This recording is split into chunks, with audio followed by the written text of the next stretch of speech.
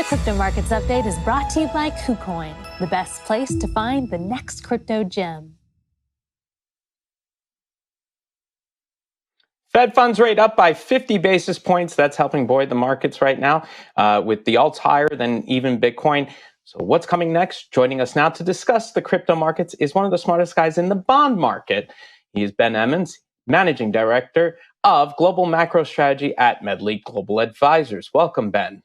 We saw the Fed raise the interest rates by the Fed funds rate by 50 basis points. That was what was expected. So now we have a market that's kind of put that behind it.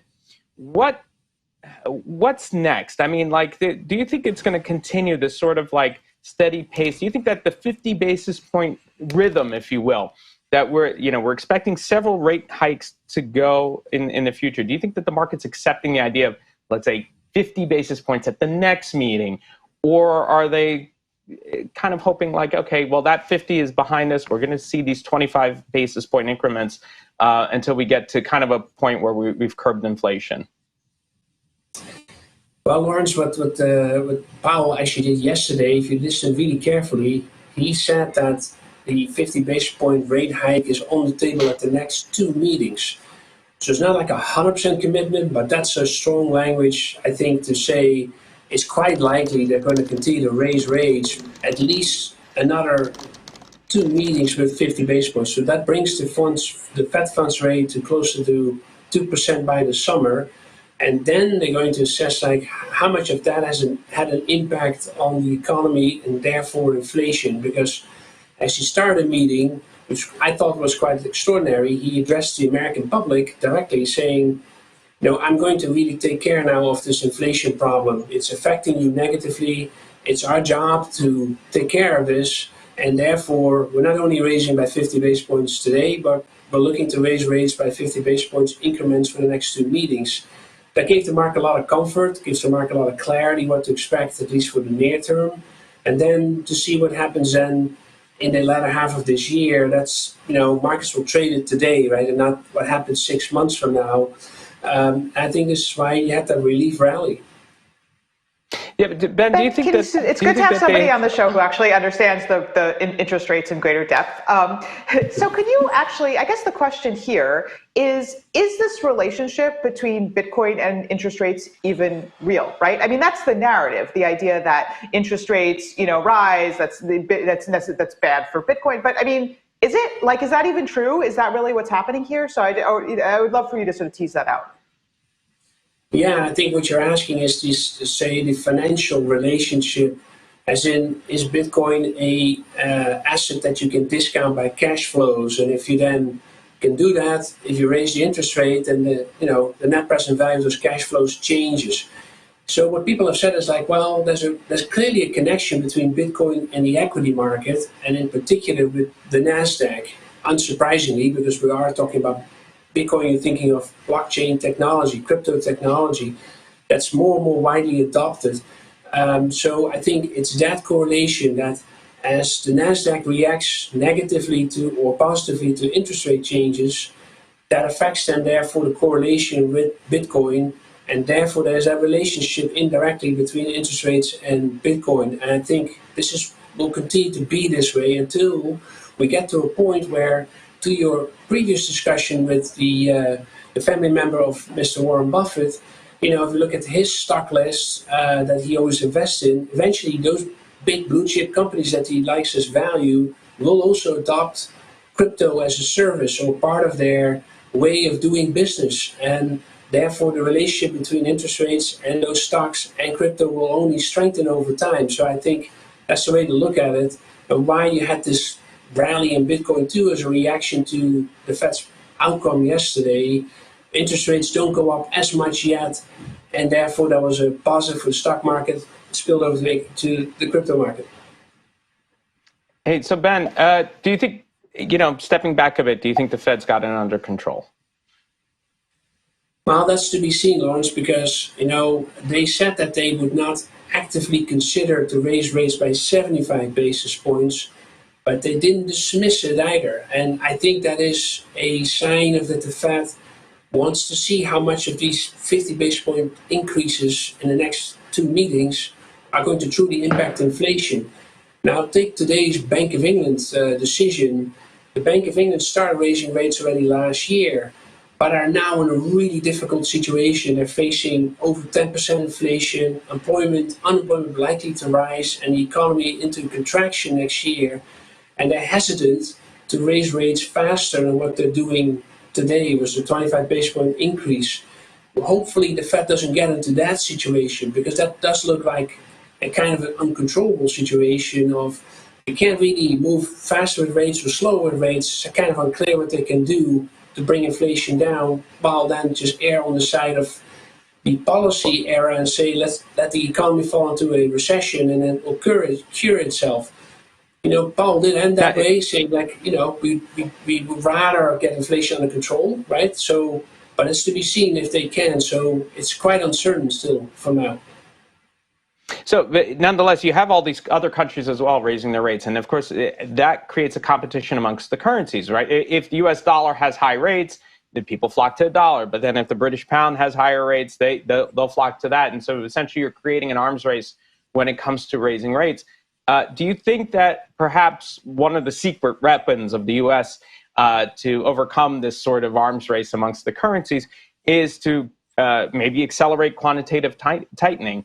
In other words, sell more of the bonds that it has on its portfolio, thereby raising the rates, because more bonds means higher yields. Do you think that that's a potential way out of it for the Fed that we might see, first of all, to curb inflation, but second of all, to deal with, to strengthen the dollar even further? I think it's a fair point, because they have put out now the statement that they're going to reduce the balance sheet, so quantitative tightening, as of June, and it will do it in like slow incremental steps, to get it up to this maximum amount of 95 billion a month that they have communicated. But could you do that as of June already? That's possible, because there's a lot of flexibility to manage that process, and that's what Powell did say yesterday. He said like it depends on the economic conditions, how they evolve. So if you get inflation only rising more, get worse, then the scenario of quantitative tightening accelerating is likely. But there's one important difference to make it, Lawrence, is that it's one thing to let bonds mature off the balance sheet and not reinvest them. That's a quantitative tightening. It's another thing to actually say proactively sell the portfolio to the market. And they do keep that option open for mortgage-backed securities. So that's what markets are looking at. Are you coming out and start selling that part of the portfolio to get indeed quicker ahead of this inflation problem that we're dealing with? And that's not clear just yet. So quantitative tightening is here, but it's being done in an incremental, slow fashion for the moment, until they see that they need to do this faster. And again, another uncertainty ahead of us. Mm-hmm.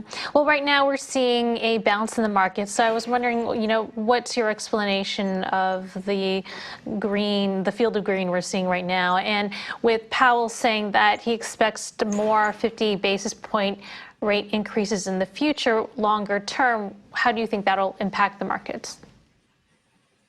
So the bounce was, I think, very much about a market that was very oversold. And at the moment that Powell said that 75 basis points was not considered, so i.e. off the table, the market was basically being given the expectation that it already had priced, a series of 50 basis point increases, and Powell now has to confirm that series of increases. So that's a certainty for the market.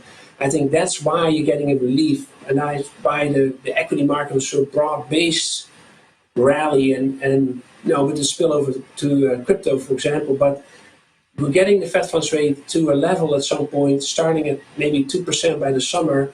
The real question is, what's neutral here, as they say, the level of rates where the economy is not hot or cold, where we're not in a recession or anything, but where inflation clearly is coming down.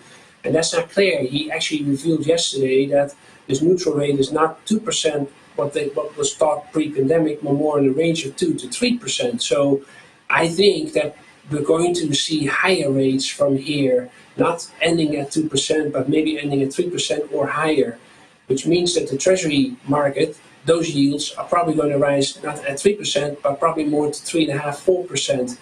That too will, by the way, strengthen the dollar and affect financial conditions, as we say, meaning they will get tighter and will affect equity markets that way negative. Ben, one thing that I've been hearing people talk about it all of a sudden is the old Taylor rule, right? And if that were the case, we'd see rates at something like 8 to 10%. Do you think that that's feasible, reasonable? Do you think that that's ultimately kind of where we really need to be if we're seeing inflation so high right now? John Taylor was in an interview yesterday, asked that same question, and so he always says, like, look, it's a prescription, not necessarily a rule, but it's about the economy, right? Because the rule is constructed out of variables of inflation and employment and this Oken factor, which is about productivity and all these elements of the economy in there. And yeah, it shows that if you were to forecast where the Fed funds rate should be right now, it should be probably at least 6% or maybe even higher, like you said, than 8%. And that's basically saying a prescription, like you have this type of inflation with this low unemployment rate, interest rates should just simply be much higher to get that into some sort of an equilibrium. I think that this is really to be seen because we're a really highly levered economy, right? The debt outstanding has only increased, whereas government debt, corporate debt, or consumer debt. So 8% interest rates, so to speak, would really crush the economy, I think, and would lead to what we call deleveraging. So I don't think you end up that high there, but that we're getting in increment steps from, say, first 2% this summer, and then maybe getting to 3% by the end of the year, and then maybe next year, maybe somewhat higher even. I think that's a likely path from here.